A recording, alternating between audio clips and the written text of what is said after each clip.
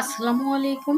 আমার চ্যানেলে সবাইকে স্বাগতম। কাছের ও দূরের সবাইকে শুভেচ্ছা, অভিনন্দন আর আমার একরাশ ভালোবাসা জানিয়ে শুরু করছি আজকের রেসিপি। সবাই দেখছো যে সেম কুকিং স্টুডিও আর বরাবরের মতো তোমাদের সাথে আছি আমি জান্নাত। আজকে তৈরি করে দেখাবো ছুরি শুটকি, কিভাবে কষিয়ে রান্না করলে বেশি মজাদার হয় সেটাই দেখাবো আজকে। তো প্রথমেই দেখো ছুরি শুটকি নিয়েছি, এখানে দুটো শুটকি মাথা আর লেজের দিকেরটা বাদ দিয়ে মাঝখানে যে অংশটা সেটা ছোট ছোট টুকরো করে একদম পরিষ্কার করে ধুয়ে নিয়েছি।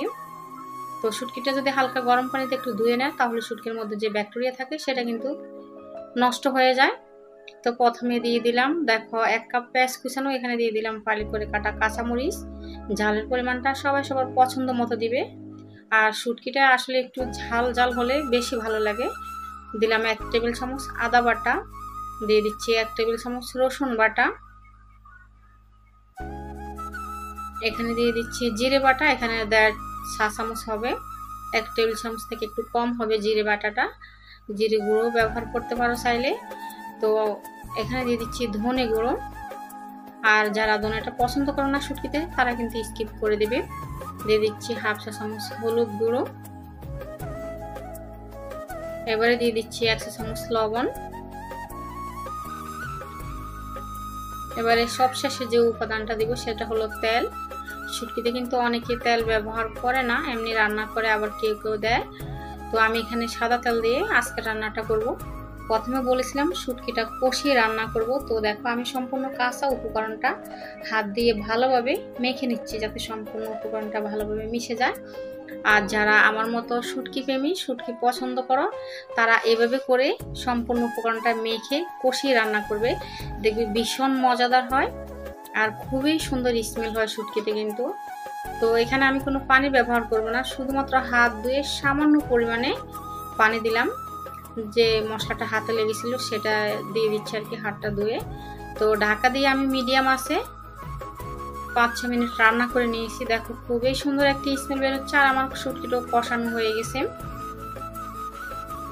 তেলটাও সেরে সেরে আসছে। তো এবারে দেখো যে উপকরণটা দিব সেটা হলো টমেটো। আমি প্রথমে একটু নেড়ে চেড়ে নিচ্ছি। তো এটা আমার ফ্রোজেন টমেটো, তোমাদের সংগ্রহে যদি ফ্রেশ টমেটো থাকে তাহলে সেটাও দিতে পারো। টমেটোটা এখানে আমি 1 কাপ মতো দিয়েছি। তো বাসার যাতে সবাই খেতে পারে সেজন্য আমি বেশি করে শুটকিটা রান্না করলাম। এবারে সম্পূর্ণ উপকরণটা ভালোভাবে নেড়ে আবারও ঢাকা দিয়ে আমি 15 থেকে 20 মিনিট স্লো আঁচে রান্না করে নেব।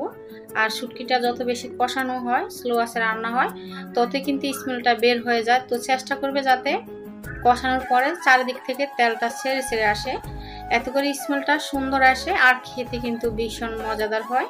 তো যারা শুটকি পছন্দ করো, আমার মতো যারা শুটকি প্রেমী আছো, এভাবে করে কষিয়ে একবার শুটকিটা রান্না করে দেখো। রান্না বলো, ভুনা বলো বা কষিয়ে রান্না করা বলো, যাই বলো না কেন ভীষণ মজাদার হয়। তো আমার রান্নাটা কমপ্লিট হয়ে গেছে, আমি পরিবেশন করে দিচ্ছি। তো আমার এই রেসিপিটি যদি তোমাদের কাছে এতটুকু ভালো লেগে থাকে তাহলে অনুরোধ করব একটি লাইক করে দেওয়ার জন্য। তোমার একটি লাইক আমার এই রেসিপিটা অন্যদের কাছে পৌঁছাতে সাহায্য করে।